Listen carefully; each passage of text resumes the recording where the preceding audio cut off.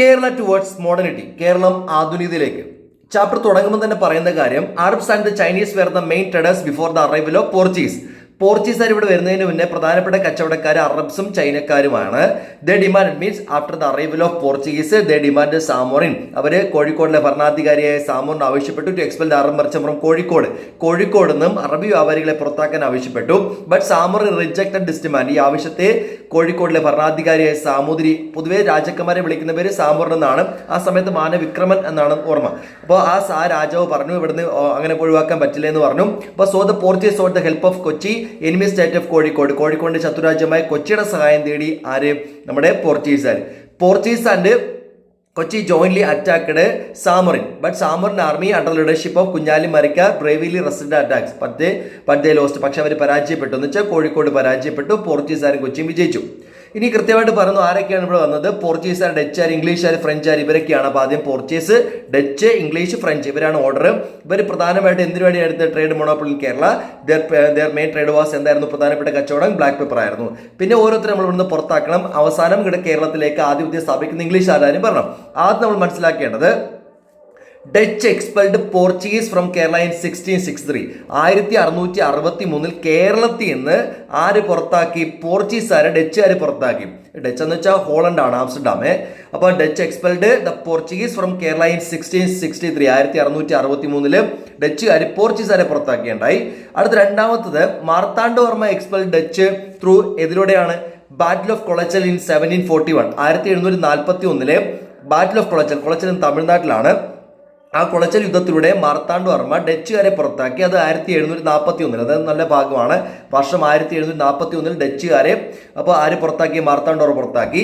ഇനി അടുത്ത ഒന്നും കൂടിയുണ്ട്, ബ്രിട്ടീഷേഴ്സ് ഡിഫീറ്റഡ് ഫ്രഞ്ച് ത്രൂ എതിലൂടെയാണ്? Carnatic wars. ബ്രിട്ടീഷുകാർ ഫ്രഞ്ചുകാരെ പുറത്താക്കി, എതിലൂടെയാണ്? Carnatic wars. അവസാനം Kerala coast became the control of ആരുടെ കയ്യിലായി തീർന്നു? ബ്രിട്ടീഷുകാരുടെ കയ്യിലായി തീർന്നു. ഇവിടെ പറഞ്ഞ കാര്യം, Portuguese, Dutch, English, French land India for trade monopoly in Kerala. എന്നിട്ട് അവർ മെയിൻ ട്രേഡ് വാസ് എന്തായിരുന്നു? പ്രധാനപ്പെട്ട കച്ചവടം എന്ന് വന്നായിരുന്നു ബ്ലാക്ക് പേപ്പർ ആയിരുന്നു. ഇനി ഓരോരുത്തരെ പുറത്താക്കണം. ആദ്യം പുറത്താക്കുന്ന Dutch expelled Portuguese from Kerala 1663.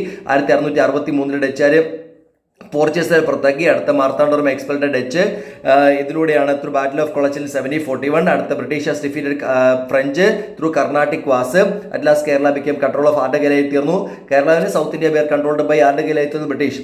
ഇനി അതിൽ ഈസ്റ്റ് ഇന്ത്യ കമ്പനിയുടെ കാര്യമാണ്. ഈസ്റ്റ് ഇന്ത്യ കമ്പനി രൂപീകരിക്കുന്നത് ഇംഗ്ലണ്ടിലാണ്, 1600. Captain William Keeling, the representative English East India Company, came to Kerala in 1615. 1615 captain William Keeling കേരളത്തിലേക്ക് വന്നു. Sign trade agreement Zamorin of കോഴിക്കോടിന്റെ രാജാവായിട്ടുള്ള സാമറിനുമായിട്ട് നിരവധി കച്ചവട കരാറിൽ ഏർപ്പെട്ടു. പിന്നെ വിഴിഞ്ഞ മഞ്ജുതെങ്ങ് ദേ ബിൽഡ് ഫോർട്ട് എവിടെയൊക്കെ? ദേ ബിൽഡ് വെയർ ഹൗസ് എവിടെയാണ്? വിഴിഞ്ഞ, മഞ്ജുതെങ്ങ്, തലശ്ശേരി തുടങ്ങിയ പ്രദേശങ്ങളിലൊക്കെ അവർ കോട്ടകൾ പണിയെടുക്കാൻ അനുവാദം നേടിയെടുത്തു.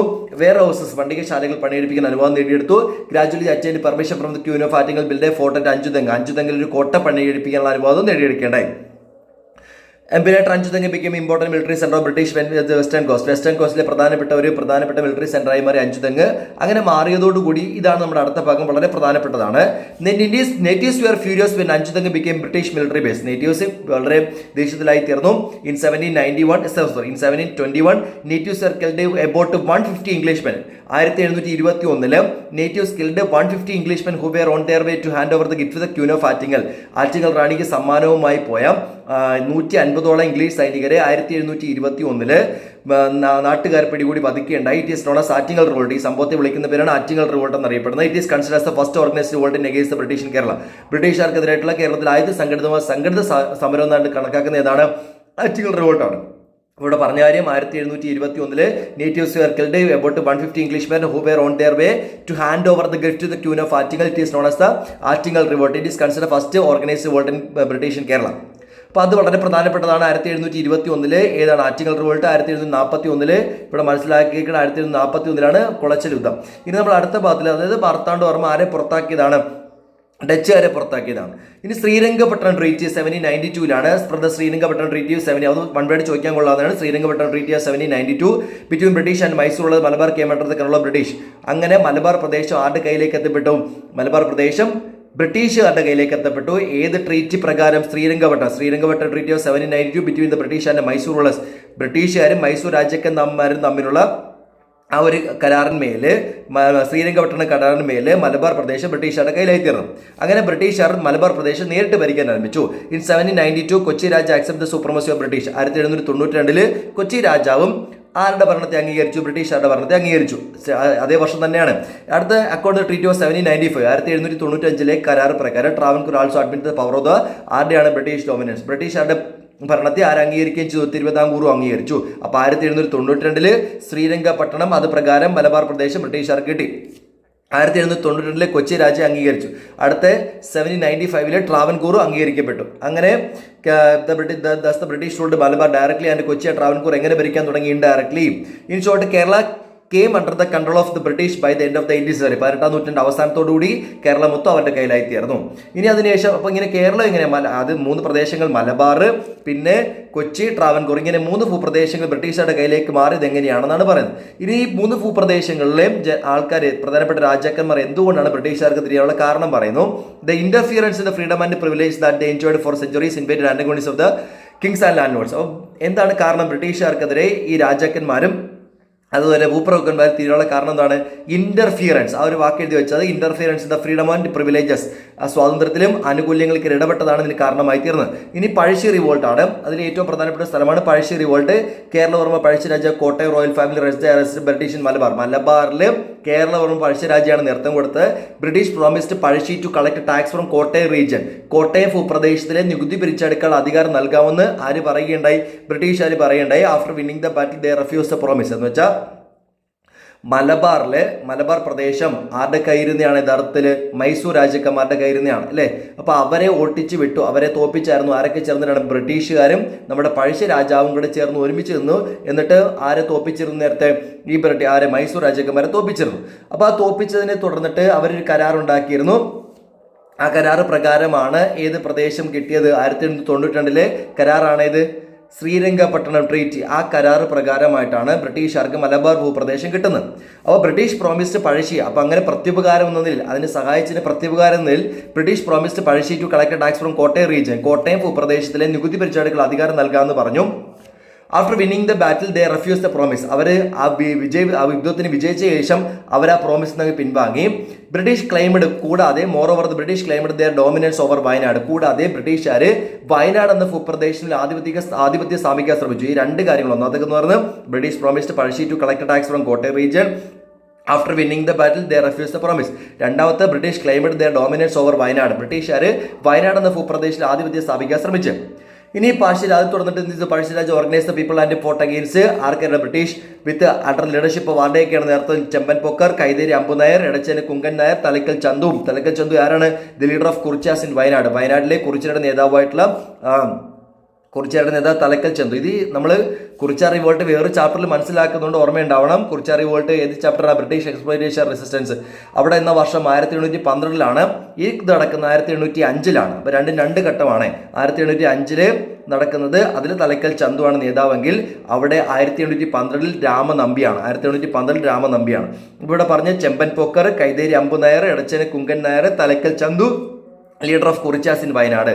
ഇവിടെ പറഞ്ഞ 2 പോയിന്റ് ഓർത്തിരിക്കുക. British promised Pazhassi to collect tax from Kottayam region. After the winning the battle they refuse the promise. Moreover they claimed over Wayanad. ഈ 2 പോയിന്റ് ഓർത്തിരിക്കുക. പിന്നെ ലീഡേഴ്സ് ആരൊക്കെയാണ്? ചെമ്പൻ പൊക്കർ, കൈതേരി അമ്പുനായർ, എടച്ചേന് കുങ്കൻ നായർ, തലക്കൽ ചന്തു.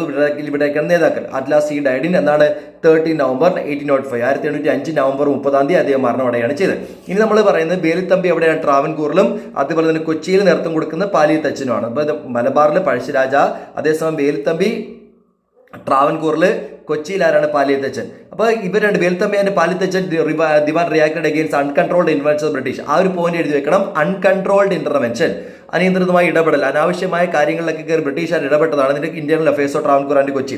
ട്രാവൻകൂറിലും കൊച്ചിയിലും അനാവശ്യ കാര്യങ്ങളിലേക്ക് കയറി ഇടപെട്ടതാണ് ഈ ബ്രിട്ടീഷുകാർക്കെതിരെ വേലുത്തമ്പി പാലിയത്തച്ഛൻ തിരിയാനുള്ള കാരണം.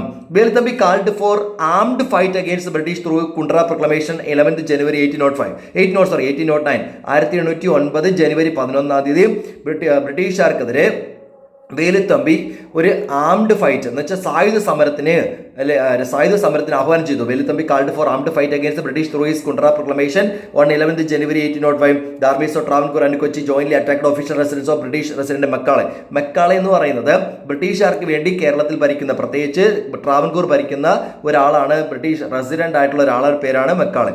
അപ്പോൾ അദ്ദേഹത്തിന്റെ വസതി ആക്രമിക്കാൻ ശ്രമിച്ചു.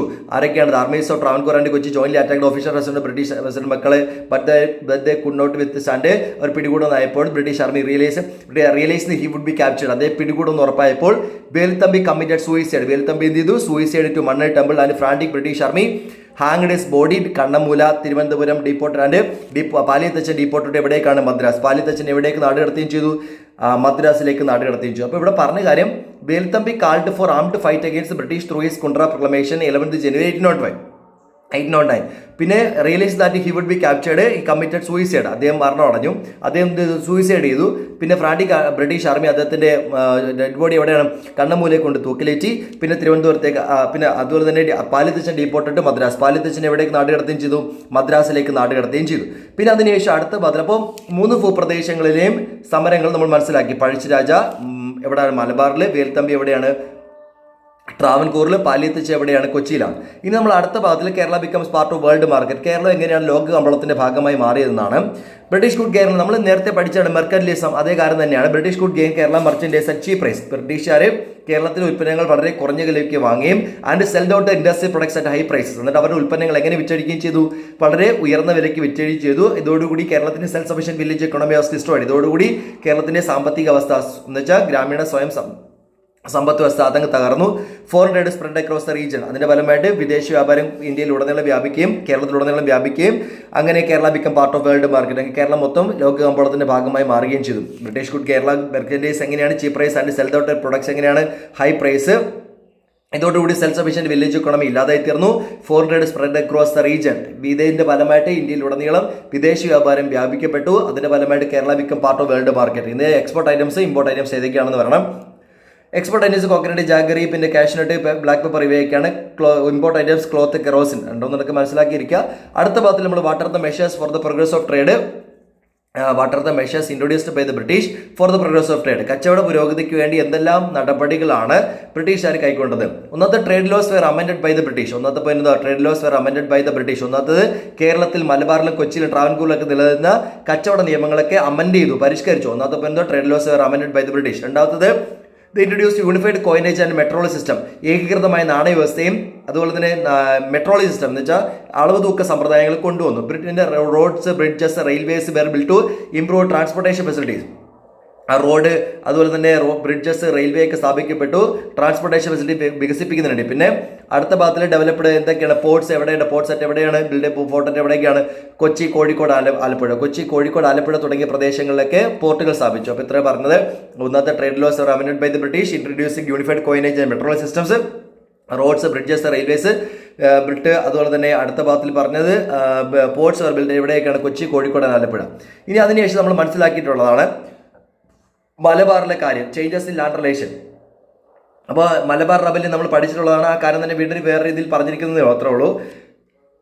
Local chieftains and landlords were considered owners of the land. അപ്പോൾ ലോക്കൽ ചീഫ്റ്റൻസിനെ, ലാൻഡ് ലോഡ്സിനെയാണ് ബ്രിട്ടീഷുകാർ ഓണേഴ്സ് ആയിട്ട് കണക്കാക്കിയിരുന്നത്. ഇതേപോലെ നമ്മൾ അവിടെ പറഞ്ഞാണ് Malabar rebellion, British exploitation resistance പറഞ്ഞാണ്. Local chieftains and landlords were considered owners of the land. ഒന്ന്. രണ്ടാമത്തെ ബ്രിട്ടീഷ് ടാക്സ് വാസ് എങ്ങനെയാണ്? Predetermined. ബ്രിട്ടീഷുകാരുടെ നികുതി എങ്ങനെയായിരുന്നു? നേരത്തെ നിശ്ചയിക്കപ്പെട്ടതിന് പ്രകാരമായിരുന്നു. വിളവ് മോശമായാൽ കൂടി നിശ്ചിത തുക അടക്കണം. അത് local chieftains landlords collected tax from tenants in excess. അവർ പിരിച്ചെടുത്ത നികുതി എങ്ങനെയായിരുന്നു? വളരെ അമിതമായിട്ടുള്ള നികുതിയായിരുന്നു, ഇൻ എക്സസ്. അപ്പോൾ കളക്ടഡ് ടാക്സ് ഫ്രം എങ്ങനെയാണ് കളക്ടഡ്? അപ്പോൾ local chieftains landlords were considered owners of the land. അതായത് കർഷകരെ എല്ലാവരും ഭൂമിയുടെ ഉടമസ്ഥന്മാരായി കണക്കാക്കിയിരുന്നത്. ലോക്കൽ ചീഫ്റ്റൻസിനെയും അതായത് പ്രാദേശിക നാടുവാഴികളെയും അതുപോലെ തന്നെ ഭൂമിയുടെ ലാൻഡ് ലോഡ്സിനെ, ജന്മികളെയായിരുന്നു ഇവിടെ ഭൂമിയുടെ ഉടമസ്ഥന്മാരായി കണക്കാക്കിയിരുന്നത്. ഇവരുടെ ടാക്സ് പ്രീഡിറ്റർമിൻഡ് ആയിരുന്നു. Local chieftains landlords collected tax എങ്ങനെയായിരുന്നു? ഫ്രം ദ ടെനൻസ് എക്സസ് ആയിരുന്നു. അതുപോലെ അവരെ കുടിയൊഴിപ്പിക്കുകയും ചെയ്തിരുന്നു. And evicted them. As a result ഇതിന്റെ ഭരണ ഫലമായി tenants in Malabar fight against British and landlords. അതിന്റെ ഫലമായിട്ട് ഇവിടുത്തെ മലബാറിലെ കർഷകർ അവരെന്ത് ചെയ്തു? ബ്രിട്ടീഷുകാർക്കെതിരെ സമരങ്ങൾ സംഘടിപ്പിച്ചു.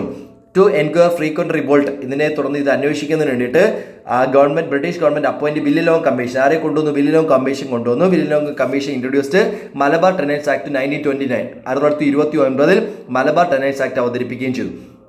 അപ്പോൾ അങ്ങനതിൻ്റെ ഫലമായിട്ട് മലബാറിലെ കർഷകർക്ക് പേരിന് മാത്രമായെങ്കിലും ഭൂമി ലഭിക്കുകയുണ്ടായി. അപ്പോൾ ഇവിടെ ഒന്നുകൂടെ ഞാൻ പറയാം എന്താണ് മലബാർ റെബല്യന് കാരണം. അതിനെ തുടർന്നിട്ട് മലബാർ ടെനൻസ് ആക്ട് എങ്ങനെയാണ് കൊണ്ടുവന്നതാണ് പറഞ്ഞത്. അപ്പോൾ local chief and lands were consider owners of the land.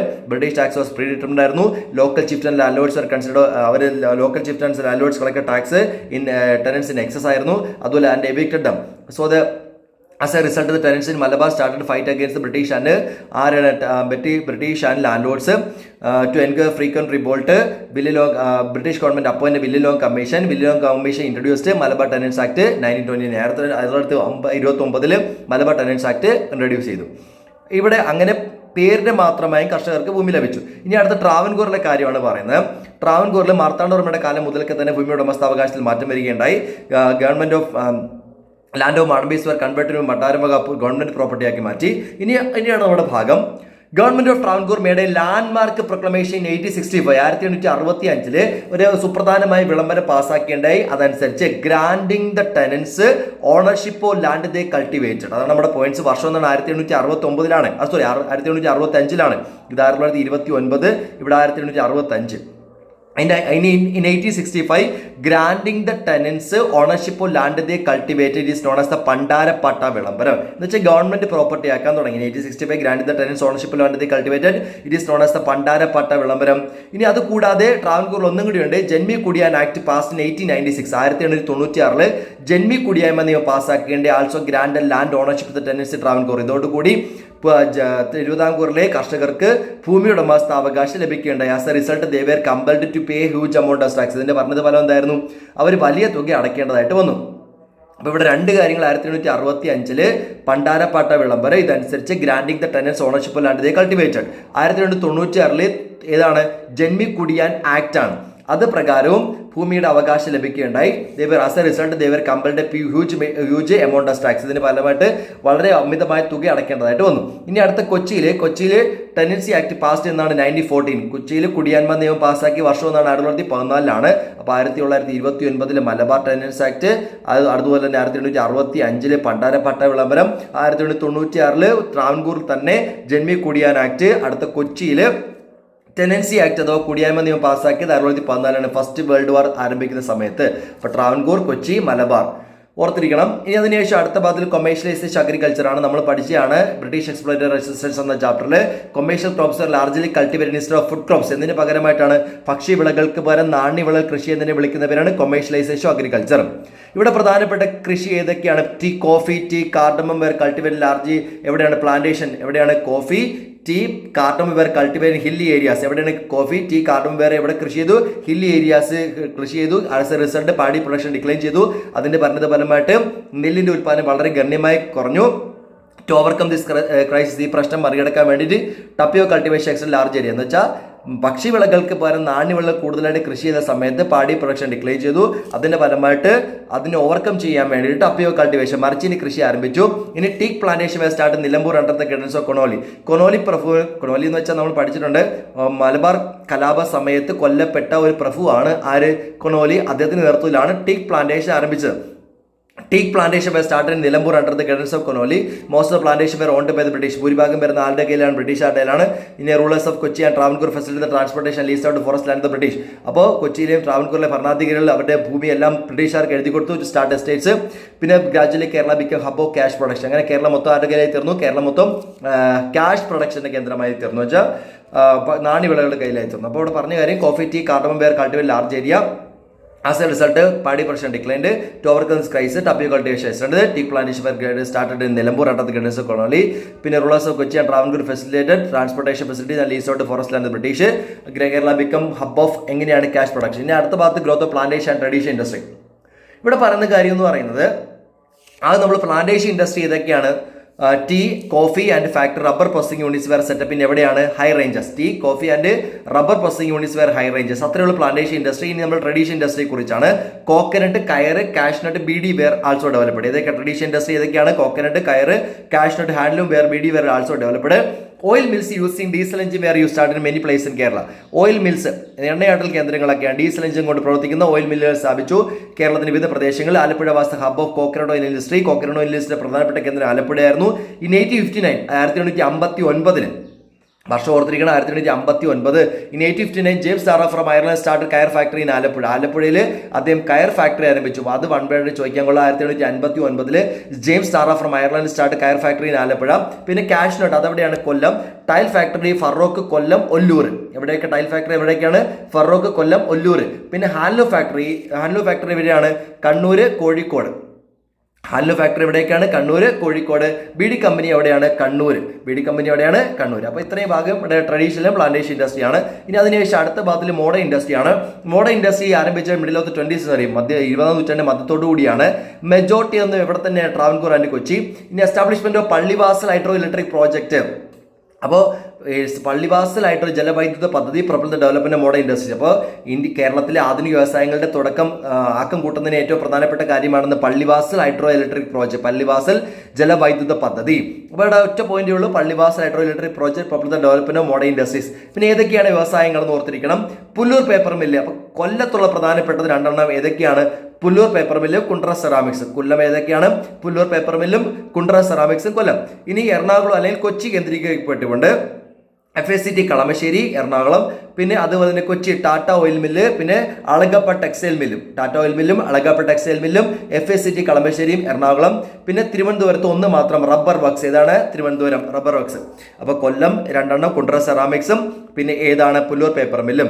പിന്നെ എറണാകുളം കേന്ദ്രീകരിച്ച് FACT കളമശ്ശേരി, കൊച്ചി കേന്ദ്രീകരിച്ച് ടാറ്റ ഓയിൽ മില്ലും അളഗപ്പ ടെക്സ്റ്റൈൽ മില്ലും, തിരുവനന്തപുരത്ത് റബ്ബർ വർക്ക്സ്. പിന്നെ ബാങ്കുകളാണ്. ഫസ്റ്റ് നെടുങ്ങാടി, ഫസ്റ്റ് ബാങ്കാണ്, first private bank in Kerala. ഏതാണ്? നെടുങ്ങാടി ബാങ്ക്. ഏതാണ്? Nedungadi bank. Nedungadi bank was the first private bank in Kerala. പിന്നെ രൂപപ്പെട്ടതാണ് imperial bank, international bank, chartered bank. ഏതൊക്കെയാണ്? Imperial bank, international bank, chartered bank. പിന്നെ അതിനുശേഷം അടുത്ത ഭാഗത്തിൽ ബ്രിട്ടീഷ് ഇൻഫ്ലുവൻസ് ഓൺ കൾച്ചർ. അപ്പോൾ അച്ചടിയിലെ ഏറ്റവും ജസ്യൂട്ട് മിഷണറിമാരാണ് അച്ചടിയിൽ ഏറ്റവും കൂടുതൽ പ്രാധാന്യം നൽകിയത്. ഇനി ഫസ്റ്റ് ഗ്രാമർ ടെസ്റ്റ് ആണ്. ആദ്യം grammar test prepared by doctor Angelos. ആരാണ് തയ്യാറാക്കിയത്? Doctor Angelos Francis. Malayalam grammar test ആദ്യമായിട്ട് മലയാളം ഗ്രാമർ ടെസ്റ്റ് തയ്യാറാക്കിയത് ആളുടെ പേരാണ് ഡോക്ടർ ആഞ്ചലോസ് ഫ്രാൻസ്. പേര് മറന്നുപോലെ doctor Angelos Francis prepared first Malayalam grammar test. അടുത്ത അർണോസ് പാതിരിയാണ്. ഈ മിഷണറി പോലെയാണ്.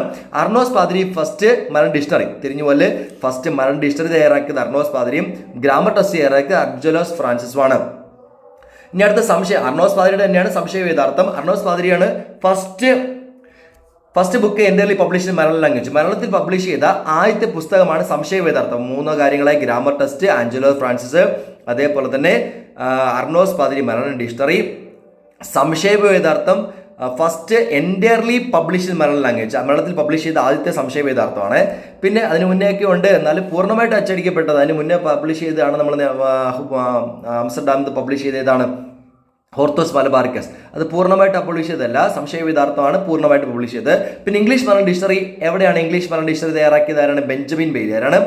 English Malayalam dictionary was prepared by Benjamin Bailey and Malayalam English dictionary was prepared by doctor Hermann Gundert. തിരിഞ്ഞുപോലെ ഇംഗ്ലീഷ് മലയാളം ഡിക്ഷണറി ബെഞ്ചമിൻ ബെയ്ലിയും Malayalam English dictionary was prepared by doctor Hermann Gundert. Hermann Gundert also publish 2 news papers. ഏതൊക്കെയാണ്? രാജ്യസമാചാരം, പശ്ചിമോദയം. എവിടെയാണ്? Thalassery. From തലശ്ശേരിയിൽ നിന്നും രാജ്യസമാചാരം, പശ്ചിമോദയം എന്നീ 2 പത്രങ്ങളും Hermann ഗുണ്ടട്ടിൻ്റെതായിട്ടുണ്ട്. ഇനി അടുത്ത ഭാഗത്തിൽ വളരെ പ്രധാനപ്പെട്ടതാണ്, മാത്സ് വളരെ എനിക്ക് ചോദിക്കാൻ കൊള്ളാവുന്നതാണ്. മിഷണറീസും ഫീൽഡ് ഓഫ് വർക്കും. അപ്പോൾ ലണ്ടൻ മിഷൻ സൊസൈറ്റി LMS ട്രാവൻകൂറിലാണ്. LMS എവിടെയാണ്? ട്രാവൻകൂറിൽ. ചർച്ച് മിഷൻ സൊസൈറ്റി എവിടെയാണ്? കൊച്ചി ആൻഡ് ട്രാവൻകൂറിലാണ്. അപ്പോൾ LMS ട്രാവൻകൂറിൽ, CMS കൊച്ചി ആൻഡ് ട്രാവൻകൂറിൽ. ബേസൽ ഇവാഞ്ചലിക്കൽ മിഷൻ എവിടെയാണ്? മലബാറിൽ. അപ്പോൾ LMS ട്രാവൻകൂറിൽ, CMS കൊച്ചി ആൻഡ് ട്രാവൻകൂറിൽ, BEM അഥവാ മലബാറിലാണ്. ബേസൽ MO ചോർത്തിരിക്കണം. ബേസൽ ഇവാഞ്ചലിക്കൽ മിഷൻ എവിടെയാണ്? മലബാറിൽ. മാറി തിരിഞ്ഞും ബോധം പഠിക്കണം. LMS Travancore, CMS college Kochi and Travancore. പിന്നെ LMS സ്കൂളുകളും കോളേജുകളും ഒക്കെ ഉണ്ട്. BEM MO ചോർത്തിരിക്കുന്നത് മലബാർ, ബേസൽ ഇവാഞ്ചലിക്കൽ മിഷൻ. പിന്നെ അവിടുത്തെ എഡ്യൂക്കേഷനിൽ ഏറ്റവും പ്രധാനപ്പെട്ട ഭാഗമാണ് proclamation of free primary education 1817 by Gowri Parvathi Bayi. അപ്പോൾ സൗജന്യ നിർബന്ധിതമായ വിദ്യാഭ്യാസം എന്ന് വെച്ചാൽ ഉയർന്ന വിഭാഗത്തിലുള്ള ആൾക്കാർ, താഴ്ന്ന ജാതിക്കാർക്ക് വേണ്ടി അപ്പോഴും ആയിട്ടുള്ള, എന്നിരുന്നാലും proclamation of free primary education in 1870 1817 by Gowri Parvathi മുന്നോട്ട് വയ്ക്കുന്നത്. 1812 നമ്മൾ പഠിച്ചിട്ടുണ്ട്. എന്തുവാ? Kurichya revolt. 1815 battle of Waterloo. 1817 proclamation of free primary education 1817 by Gowri Parvathi Bayi. ഇനി അതിനുശേഷം അടുത്ത ഭാഗത്ത് ലോ ആൻഡ് ജസ്റ്റിസ് ആണ്. നമ്മൾ നേരത്തെ 9ാം ക്ലാസ്സിലേക്ക് പഠിച്ചിട്ടുണ്ട്. Water test, weight test, fire test, തിളച്ച എണ്ണയിൽ കൈമുക്കുന്ന പരിപാടിയൊക്കെ ഉണ്ടായിരുന്നു. അതിനുശേഷമാണ് പുതിയ സമ്പ്രദായം വന്നത്. Britishers reformed the system of law and justice. ബ്രിട്ടീഷുകാർ ഇതങ്ങ് പരിഷ്കരിച്ചു. In the new system after hearing the accused. എങ്ങനെയാണ് Britishers reformed the system of law and justice? In the new system, ഈ പുതിയ സമ്പ്രദായത്തിൽ after hearing the accused unified punishment was given depending on the nature of the guilt. എങ്ങനെയാണ് in the new system, ഈ പുതിയ സമ്പ്രദായത്തിൽ after hearing the accused, ഈ കുറ്റാരോപിതന്റെ വാദം കേട്ട ശേഷം യൂണിഫൈഡ് പണിഷ്മെന്റ്, ഏകീകൃതമായ ശിക്ഷാവിധികൾ നൽകി തുടങ്ങി. Was given depending on the nature of the guilt. അതായത് കുറ്റത്തിന്റെ സ്വഭാവം അനുസരിച്ച് ഏകീകൃതമായ ശിക്ഷാവിധികൾ നൽകി തുടങ്ങി. The trial courts were established in different parts of Kerala. കേരളത്തിന്റെ വിവിധ പ്രദേശങ്ങളിൽ കോടതി സംവിധാനങ്ങളൊക്കെ സ്ഥാപിക്കപ്പെടുകയും ചെയ്തു. ഇനി അടുത്ത മെഡിസിൻ ആണ്. Modern medicine gain more importance. ഇതിനേക്കാൾ കൂടുതലാണ് traditional Ayurveda system of medicine. ഒന്നാമത്തെ point, small pox vaccination introduced first in Malabar. ആദ്യമായിട്ട് മലബാറിലാണ് വസൂരി തടയാനുള്ള കുത്തിവയ്പ്പ് ആരംഭിച്ചത്. രണ്ടാമത്തത്, ട്രാവൻകൂർ ഫോമിന്റെ company to import medicine from England. ഇംഗ്ലണ്ടിൽ നിന്നും മെഡിസിനൊക്കെ ഇറക്കുമതി ചെയ്യുന്നതിനിടെ തിരുവിതാംകൂറിലെ ഭരണാധികാരികൾ കമ്പനി സ്റ്റാർട്ട് ചെയ്തു.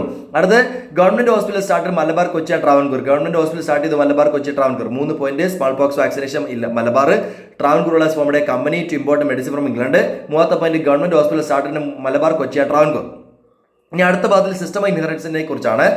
അവിടെ Britishers reformed system of inheritance. ബ്രിട്ടീഷുകാർ കേരളത്തിൽ നിലനിന്നിരുന്ന ഈ സമ്പ്രദായങ്ങളൊക്കെ, ഈ മരുമക്കത്തെ സമ്പ്രദായങ്ങളൊക്കെ പരിഷ്കരിച്ചു. എന്ന് വെച്ചാൽ പഴയ കാലഘട്ടത്തിൽ അമ്മമാർക്കാണ് പ്രാധാന്യം. എന്ന് വെച്ചാൽ അമ്മമാർക്കാണ് പ്രാധാന്യം ഉണ്ടെങ്കിലും അമ്മാവന്മാരാണ് കുടുംബ ഭരണം നടത്തുന്നത്. നമ്മുടെ ജ്യേഷ്ഠ അനുജനായിരിക്കും ഭരണം നടത്തുന്നത്.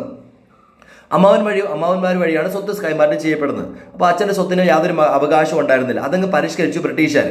അപ്പോൾ Britishers reformed system of inheritance എവിടെ നിന്ന് എവിടേക്കാണ്? Matrilineal to patrilineal. എവിടെ നിന്ന് എവിടേക്ക് മാറ്റുകേണ്ടത്? മാട്രിലീനിയൽ നിന്നും മാതൃദായ ക്രമത്തിൽ നിന്നും പാട്രിലീനിയൽ അഥവാ പിതൃദായ ക്രമത്തിലേക്ക് മാറ്റുകേണ്ടത്. Britishers reformed system of inheritance from എവിടെ നിന്ന് എവിടേക്കാണ്? Matrilineal to patrilineal. The new regulations trust patrilineal inheritance. ഈ പുതിയ സമ്പ്രദായം, the new regulations trust patrilineal inheritance by which all the members in family could enjoy rights over property. ഇതിന്റെ ഫലമായിട്ട് എങ്ങനെയാണ്? By which all the members in the family, കുടുംബത്തിലെ എല്ലാ അംഗങ്ങൾക്കും, by which all the members in family could enjoy rights over property. അതിന്റെ ഫലമായിട്ട് കുടുംബത്തിലെ എല്ലാവർക്കും സ്വത്തവകാശം ലഭിക്കേണ്ടായി. The new system decline joint family system and tharavad system. ഈ പുതിയ സമ്പ്രദായം, ഈ പാട്രിലീനിയൽ സമ്പ്രദായം വന്നതോടുകൂടി കൂട്ടുകുടുംബ സമ്പ്രദായം, തറവാട് സമ്പ്രദായം നശിക്കുകയുണ്ടായി. അപ്പോൾ ഇവിടെ പറഞ്ഞ കാര്യം, by which all the members of family could enjoy rights over property. The new system decline. എന്തിനാണ്? Joint family system and tharavad system. ഇപ്പോൾ ഇവിടെ പറഞ്ഞ കാര്യം, ഇവിടെ എഡ്യൂക്കേഷൻ വളരെ പ്രധാനപ്പെട്ടതാണ്, ഓർത്തിരിക്കണം. അതേപോലെ തന്നെ ഇവിടെ ലോ ആൻഡ് ജസ്റ്റിസ്, അത് അത്ര പ്രാധാന്യമൊന്നുമില്ല, മനസ്സിലാക്കിയിരിക്കുക. ഇനി അതിനുശേഷം അടുത്ത വളരെ പ്രധാനപ്പെട്ടതാണ്, എപ്പോഴും റിപ്പീറ്റ് ആയിട്ട് ചോദിച്ചിരിക്കുന്ന ഭാഗമാണ്.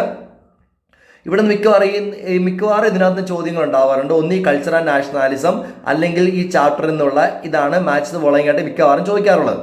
അതിൽ നമ്മൾ ആദ്യം മനസ്സിലാക്കേണ്ടത് VT ഭട്ടതിരിപ്പാട് യോഗക്ഷേമ സഭ, നമ്പൂതിരി സമുദായത്തിന് വേണ്ടി VT ഭട്ടതിരിപ്പാട്. അതിന് വേണ്ടിയിട്ട് മാത്രമല്ല, എന്നിരുന്നാലും മനസ്സിലാക്കാൻ വേണ്ടി എളുപ്പത്തിൽ പറഞ്ഞാണ് VT ഭട്ടതിരിപ്പാടിന്റെ യോഗക്ഷേമ സഭ. അടുത്ത നായർസിന് വേണ്ടി മന്നത്ത് പത്മനാഭന്റെ നായർ സർവീസ് സൊസൈറ്റി, പിന്നെ വക്ക അബ്ദുൽ ഖാദർ മൗലവി, പിന്നെ അതിനുശേഷം ശ്രീനാരായണ ഗുരുവിന്റെ ഏതാണ്? ശ്രീനാരായണ അതീഴവ, അറിയാലോ, ശ്രീനാരായണ ഗുരുവിന്റെ ശ്രീനാരായണ ധർമ്മ പരിപാലന യോഗം. പിന്നെ അപ്പോൾ 3 ഇത് മന്നത്ത് VT ഭട്ടതിരിപ്പാടിന്റെ Yogakshema, Mannath Padmanabhan Nair Nair service society NSS, അതുപോലെ തന്നെ ശ്രീനാരായണ ഗുരുവിന്റെ ശ്രീനാരായണ ധർമ്മ പരിപാലന യോഗം അത് ഈഴവ. പിന്നെ അതുപോലെ തന്നെ വക്കം അബ്ദുൽ ഖാദർ മൗലവി, മുസ്ലിംസിലെ തിരുവിതാംകൂർ മുസ്ലിം മഹാജനസഭ, പേരുകൾക്കും തന്നെ മനസ്സിലാക്കി എടുക്കാൻ സാധിക്കും. പിന്നെ ക്രിസ്ത്യൻസിന്റെ കുര്യാക്കോസ് ഏലിയാസ് ചാവറ, അദ്ദേഹം എന്താ ചെയ്ത് establish education institution and orphanages, ഇതൊക്കെ സ്ഥാപിച്ചു. പിന്നെ നമുക്ക് അല്ലാതെ മൊത്തത്തിൽ പഠിച്ചെടുക്കേണ്ടതായിട്ടുണ്ട്. ഏതൊക്കെയാണ്? വൈകുണ്ഠ സ്വാമികൾ സമത്വ സമാജം, ചട്ടമ്പി സ്വാമികൾ protest against joint family system and സംബന്ധം, മരുമക്കത്തായം, പിന്നെ അയ്യങ്കാളി സാധുജന പരിപാലന സംഘം, വാഗ്പടാന്തര ആത്മവിദ്യാ സംഘം, സഹോദരൻ അയ്യപ്പൻ, അത് അറിയാൻ സാധിക്കും, സഹോദരൻ അയ്യപ്പന്റെ സഹോദര പ്രസ്ഥാനം. പിന്നെ പണ്ഡിറ്റ് KP കറുപ്പന്റെ അരയ സമാജം, ആ പേരൊക്കെ തന്നെ അറിയാൻ സാധിക്കുക, അരയ സമാജം. പിന്നെ കുമാരഗുരുദേവന്റെ പ്രത്യക്ഷ രക്ഷ ദൈവസഭ, പിന്നെ ആത്മവിദ്യാസംഘം, അതാരുടെ വാഗ്പഠനം തന്നെ. അപ്പോൾ ഇത്ര ഓർത്തിരിക്കുക, പഠിക്കാൻ ശ്രമിക്കുക, ഇതിനകത്തായിരിക്കും മനസ്സിലോളായി. ഇനി അതിനുശേഷം അടുത്ത ഭാഗത്തിൽ ചാന്നാർ റിവോൾട്ടിനെ കുറിച്ചാണ്. ചാന്നാർ കലാപം. Channar woman of southern Travancore fought for the right cover their upper body. ഇത് അവർ മേൽവസ്ത്രം, ചാന്നാർ എന്ന് വെച്ചാൽ നാടാർ സ്ത്രീ സമുദായത്തിൽ ഉൾപ്പെട്ട ആൾക്കാർക്ക്, വൈകുണ്ഠ സ്വാമികളൊക്കെ ചാന്നാർ സ്ത്രീകൾക്ക് മേൽവസ്ത്രം ധരിക്കാൻ അവകാശം ഉണ്ടായിരുന്നില്ല. Channar woman of southern Travancore fought for the right to cover their upper body. As a result Uthrathirunal മാർത്താണ്ഡോർമ്മയാണ് Uthrathirunal Maharaja forced permit woman wear jacket 1859 Channar സ്ത്രീകൾക്ക് മേൽവസ്ത്രം ധരിക്കാൻ അവകാശം നൽകിയുണ്ടായി. അപ്പൊ അത്രയും ഭാഗമാണ് Channar agitation. Channar woman of southern Travancore fought for the right to cover their upper body. Channar സ്ത്രീകൾക്ക് മേൽവസ്ത്രം ധരിക്കാൻ അവകാശം നൽകിയിരുന്നില്ല. As a result start fight against ഇതിനെതിരായിട്ട് അവർ സമരം ചെയ്തു. As a result Uthrathirunal Maharaja force permit Channar woman to wear jacket 1859 Channar സ്ത്രീകൾക്ക് മേൽവസ്ത്രം ധരിക്കാൻ അവകാശം നൽകിയിട്ടുണ്ടായി ഉത്തരത്തിരുന്നാൾ മഹാരാജ. അതാണ് ചാന്നാർ റിവോൾട്ട്. ഇനി അടുത്ത ശ്രീനാരായണ ഗുരുവിനെ കുറിച്ചാണ് പറയുന്നത്. Sreenarayana Guru established idol lord Shiva at Aruvippuram in 1888. 1888 Sreenarayana Guru എന്ത് ചെയ്തു? ശിവന്റെ ഒരു പ്രതിഷ്ഠ എവിടെ സ്ഥാപിച്ചു? അരിവിപ്പുറത്ത് സ്ഥാപിച്ചു. As a result lower caste people gain to right to perform pujas and temple rituals. ഇതിന്റെ ഫലമായിട്ട് താഴ്ന്ന ജാതിക്കാർക്ക് പൂജകളും പ്രാർത്ഥനകളും ചെയ്യാനുള്ള അവകാശം ലഭിക്കുകയുണ്ടായി. In front of Aruvippuram temple Sreenarayana Guru inscribed Aruvippuram ക്ഷേത്രത്തിന് മുന്നിൽ അദ്ദേഹം ഇങ്ങനെ രേഖപ്പെടുത്തി: it is a model place where the people live with caste disparity religious aversion but with fraternity. ജാതിഭേദം മതദ്വേഷം ഏതുമില്ലാതെ സോദരത്തിനെ വാഴുന്ന മാതൃകാ സ്ഥാനമാണ് ഈ അരിവിപ്പുറം എന്നാണ് അദ്ദേഹം രേഖപ്പെടുത്തിയത്. ഇനി അദ്ദേഹം ഈ establish several education institution temples. അതിന്റെ ഫലമായിട്ട് he wish to enlighten through education and strengthen by union. അതിന്റെ ഫലമായിട്ട് അദ്ദേഹം പറഞ്ഞ വാക്ക് ഓർത്തിരിക്കണം: he wish to enlighten through education and strengthen by union. ഇനിയും religious conference in Aluva he calling for during the time of religious conference in Aluva he said that calling for എന്താണ് അദ്ദേഹം പറഞ്ഞത്? Calling for not to argue and win but no and inform. അതായത് വാദിക്കുവാനും ജയിക്കാനുമല്ല, അറിയിക്കുവാനുമാണ് എന്നാണ് അദ്ദേഹം ഈ സമയത്ത് ആലുവ കോൺഫറൻസ് വെച്ച് അദ്ദേഹം മുന്നോട്ട് വെച്ച് പറഞ്ഞതാണ് calling for not to argue and win but no and inform. അവിടെ പറഞ്ഞ കാര്യം ഇത്രയേ ഉള്ളൂ. ശ്രീനാരായണ ഗുരു എന്താ പറഞ്ഞ 1888 ശ്രീനാരായണ ഗുരു എസ്റ്റാബ്ലിഷ്ഡ് അയാളുടെ lord Shiva at Aruvippuram 1888. As a result lower caste people secured permission to എന്നാണ് പൂജാസ് ആൻഡ് ടെമ്പിൾ റിച്വൽസ്. ഈ Sreenarayana Guru inscribed in front of എവിടെയാണ്? Aruvippuram temple. It is a model place where the people live with caste disparity or religious aversion. ജാതിഭേദം മതദ്വേഷം ഏതുമില്ലാതെ സോദരത്തിന് വാഴുന്ന മാതൃകാ സ്ഥാനമാണെന്ന് അരിവിപ്പുറത്തിന് മുന്നിൽ അദ്ദേഹം രേഖപ്പെടുത്തിയുണ്ടായി. പിന്നെ എസ്റ്റാബ്ലിഷ് അവർ education institution and libraries. As a result ഈ wish to enlight through education and strengthen by union. എന്താണ്? സംഘടിച്ചുകൊണ്ട് ശക്തരാകണമെന്നും വിദ്യ കൊണ്ട് പ്രബുദ്ധരാകണമെന്നും ആവശ്യപ്പെട്ടു അദ്ദേഹം. പിന്നെ religious conference in Aluva he said that calling for not to argue and but no and inform. വാദിക്കാനും ജയിക്കാനുമല്ല, അറിയിക്കുവാനുമാണ് ഈ സമ്മേളനം എന്ന് അദ്ദേഹം പറയുകയുണ്ടായി. ഇനി അതിനുശേഷം അടുത്ത വൈക്കം സത്യാഗ്രഹത്തെ കുറിച്ചാണ്. വൈക്കം സത്യാഗ്രഹം 1924 വർഷം ഓർത്തിരിക്കണം. 24. നേരത്തെ കൊടുത്ത ആളുടെ പേര് ടി കെ മാധവൻ. ആരാണ്? വൈക്കം സത്യാഗ്രഹം ലെഡ് ബൈ ആരാണ്? T K Madhavan. Claim for right to travel. എന്തിനു വേണ്ടിയിട്ടാണ് സമരം? എന്തിനു വേണ്ടിയിട്ടാണ് claim for right to travel around Vaikom temple? Vaikom ക്ഷേത്രത്തിന് ചുറ്റുപാടുള്ള പ്രദേശത്തുകൂടി സഞ്ചാര സ്വാതന്ത്ര്യം ആവശ്യപ്പെട്ടുള്ളതാണ് വൈക്കം സത്യാഗ്രഹം. നേരത്തെ കൊടുത്ത ആളുടെ പേര് T K മാധവനാണ്. Vaikom Satyagraha 1924 led by T K Madhavan for claiming right to travel. As a result for support satyagraha Mannathu Padmanabhan. നമ്മൾ നേരത്തെ പറഞ്ഞാണ് മന്നത്ത് പത്മനാഭന്റെ ആണ് ഏത് NSS അല്ലെ Nair service society. Mannath Padmanabhan organise Savarna Jatha. As a result Mannath Padmanabhan for support of the satyagraha Mannath Padmanabhan organise Savarna Jatha. അപ്പൊ വൈക്കം സത്യാഗ്രഹത്തിൽ 2 പേര് ആരൊക്കെയാണ്? ഒന്ന് ടി കെ മാധവനും മറ്റൊന്ന് Mannath പത്മനാഭനും. As a result, lower caste people secured permission travel around Vaikom temple. Vaikom ക്ഷേത്രത്തിന്റെ പ്രദേശത്തുള്ള വഴിയിലൂടെ താഴ്ന്ന ജാതിക്കാർക്ക് ആൾക്കാർക്ക് സഞ്ചരിക്കാൻ അവകാശം ലഭിച്ചു. എന്നാണ് വർഷം 1924. അപ്പൊ ഗാന്ധിജിയൊക്കെ 1925 ഇതിന്റെ ഭാഗമായിട്ട് കേരളത്തിലേക്ക് വരുന്നുണ്ട് Vaikom സത്യാഗ്രഹത്തെ അനുബന്ധിച്ചുകൊണ്ട്. Vaikom Satyagraha 1924 led by T K Madhavan for claiming right to travel for support Satyagraha മന്നത്തുപുത്തിന് organise Savarna Jatha. As a result lower caste secured permission to travel around Vaikom temple. ഇനി അതിനുശേഷം അടുത്ത ഗുരുവായൂർ സത്യാഗ്രഹമാണ്. ഗുരുവായൂർ സത്യാഗ്രഹം ലെഡ് ബൈ ആരാണ്? കെ കേളപ്പൻ. ആരെ നേതൃത്വം കൊടുത്ത ഗുരുവായൂർ സത്യാഗ്രഹം ലെഡ് ബൈ ആരാണ്? കെ കേളപ്പൻ. എന്താണ് ആവശ്യപ്പെട്ട? Demanding entry of all caste Hindus in Guruvayur temple. Guruvayur ക്ഷേത്രത്തിലേക്ക് എല്ലാ വിഭാഗം ജനങ്ങൾക്ക് പ്രവേശനം കിട്ടണമെന്ന് ആവശ്യപ്പെട്ടുള്ള സമരമായിരുന്നു ഗുരുവായൂർ സത്യാഗ്രഹം. എന്നാണ് വർഷം 1931. ഇപ്പൊ വൈക്കം സത്യാഗ്രഹം 1924, ഗുരുവായൂർ സത്യാഗ്രഹം എന്നാണ് 1931. A K Gopalan was the volunteer captain in the struggle. ഈ സമരത്തിന് നേതൃത്വം കൊടുത്ത ആളാണ്? നേതൃത്വം കൊടുത്ത ആളുടെ പേര് കെ കേളപ്പനാണ്. അതേസമയം എ കെ ഗോപാലൻ ആരാണ്? വോളണ്ടിയർ ക്യാപ്റ്റൻ ആണ്. ആരാണ്? A K Gopalan. A K Gopalan was the volunteer captain of the struggle. P Krishnapillai was callously attack during the satyagraha. ഈ സമയത്ത് പോലീസുകാരിൽ ശക്തമായി പ്രഹരം ഏൽക്കേണ്ടി വന്ന ആളാണ് പി കൃഷ്ണപിള്ള. അപ്പോൾ ഇവിടെ 3 പേര് ഓർത്തിരിക്കണം വൈക്കം സത്യാഗ്രഹത്തിൽ. ഒന്ന് ലെഡ് ബൈ കെ കേളപ്പൻ, രണ്ടാമത്തെ ആളുടെ പേര് വോളണ്ടിയർ ക്യാപ്റ്റൻ AK ഗോപാലൻ. മൂന്നാമത്തെ ആളുടെ പേര് P Krishnapillai was callously attack during the satyagraha. എന്തിനു വേണ്ടിയാണ് സമരം? Demanding entry of all caste Hindus in the Guruvayur temple. അപ്പോൾ ഇത്രയും ഭാഗമാണ്. ഇതിൽ പരാജയപ്പെട്ട സമരമായിരുന്നു. പിന്നീട് ഭാവിയിൽ വേറെ കാര്യത്തിൽ വഴിതെളിച്ചു. അപ്പോൾ വൈക്കം സത്യാഗ്രഹം വിജയിക്കുകയുണ്ടായി, ഗുരുവായൂർ സത്യാഗ്രഹം പരാജയപ്പെട്ട സമരമാണ്. അപ്പോൾ 3 പേര് ആരൊക്കെയാണ്? KK Kelappan, AK Gopalan, P Krishnapillai. Following these popular protest temple entry proclamation announce ചെയ്തതിനെ തുടർന്നിട്ട് എന്താണ് 12 November 1936 1936 temple entry proclamation announce in Kerala. എപ്പോഴാണ്?